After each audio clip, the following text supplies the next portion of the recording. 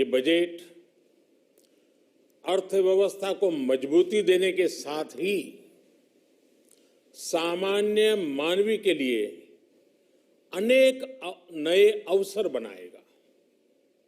ये बजट मोर infrastructure, more investment, मोर growth और more jobs की नई संभावनाओं से भरा हुआ है।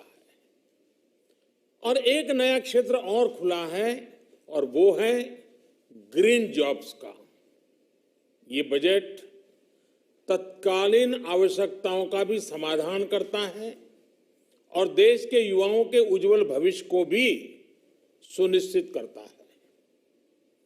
ये पिछले कुछ घंटों से देख रहा हूं जिस प्रकार से इस बजट का हर क्षेत्र में स्वागत हुआ है, सामान्य मानवी की जो सकारात्मक प्रतिक्रिया आई है उसने जनता जनार्दन की सेवा का हमारा उत्साह अनेक गुना बढ़ा दिया है। जीवन के हर क्षेत्र में आधुनिकता आए, टेक्नोलॉजी आए, जैसे किसान ड्रोन हो, वंदे भारत ट्रेन हो, डिजिटल करेंसी हो, बैंकिंग के क्षेत्र में डिजिटल यूनिट्स हो, 5G सर्विसेज का रोल आउट हो, नेशनल हेल्थ के लिए डिजिटल इकोसिस्टम हो। इनका लाभ हमारे युवा, हमारे मध्यम वर्ग, गरीब, दलित, पिछड़े, ये सभी वर्गों को मिलेगा। इस बजट का एक महत्वपूर्ण पहलू है गरीब का कल्याण। हर गरीब के पास पक्का घर हो, नल से जल आता हो, उसके पास शौचालय हो, गैस की सुविधा हो, इन सभी पर विशेष ध्यान दिया गया है। इसके साथ ही आधुनिक इंटरनेट कनेक्टिविटी पर भी उतना ही जोर है। जो भारत के पहाड़ी क्षेत्र हैं, हिमालय का पूरा पट्टा, जहां जीवन आसान बने, वहां से पलायन ना हो, इसे ध्यान में रखते हुए भी नई घोषणा की गई है। हिमाचल, उत्तराखंड, जम्मू कश्मीर, नॉर्थ ईस्ट ऐसे क्षेत्रों के लिए पहली बार देश में पर्वतमाला योजना शुरू की जा रही है।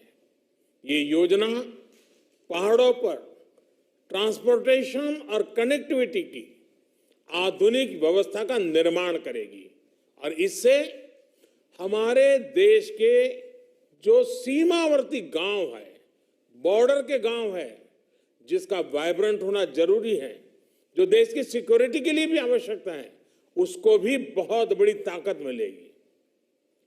भारत के कोटि कोटि जनों की आस्था मां गंगा की सफाई के साथ साथ किसानों के कल्याण के लिए एक महत्वपूर्ण कदम उठाया गया है। उत्तराखंड, उत्तर प्रदेश, झारखंड, बिहार, पश्चिम बंगाल, इन राज्यों में गंगा किनारे नेचुरल फार्मिंग को प्रोत्साहन दिया जाएगा। इससे मां गंगा की सफाई का जो अभियान है, उसमें मां गंगा को केमिकल मुक्त करने में भी बहुत बड़ी मदद मिलेगी। बजट के प्रावधान यह सुनिश्चित करने वाले हैं कि कृषि लाभप्रद हो, इसमें नए अवसर हो, नए एग्रीकल्चर स्टार्टअप्स को प्रोत्साहन देने के लिए विशेष फंड हो या फिर फूड प्रोसेसिंग उद्योग के लिए नया पैकेज। इससे किसानों की आय बढ़ाने में बहुत मदद मिलेगी। एमएसपी खरीद के माध्यम से किसानों के खाते में 2.25 लाख करोड़ रुपए से भी ज्यादा सीधे ट्रांसफर किए जा रहे हैं। कोरोना काल में एमएसएमई यानी हमारे छोटे उद्योगों की मदद और उनकी सुरक्षा के लिए देश ने लगातार अनेक निर्णय लिए थे, अनेक प्रकार की मदद पहुंचाई थी।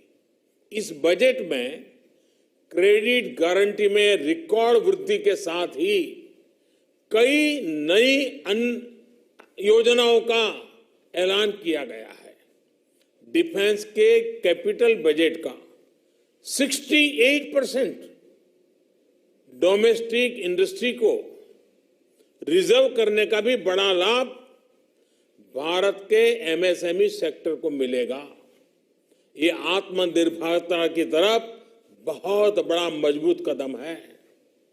7.5 लाख करोड़ रुपए के पब्लिक इन्वेस्टमेंट से अर्थव्यवस्था को नई गति के साथ ही छोटे और अन्य उद्योगों के लिए नए अवसर भी बनेंगे।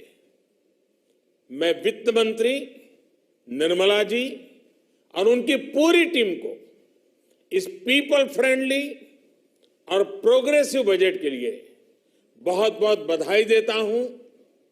कल भारतीय जनता पार्टी ने मुझे सुबह 11 बजे बजट और आत्मनिर्भर भारत विषय पर बात करने के लिए निमंत्रित किया है। कल 11 बजे मैं बजट के इस विषय पर विस्तार से बात करूंगा।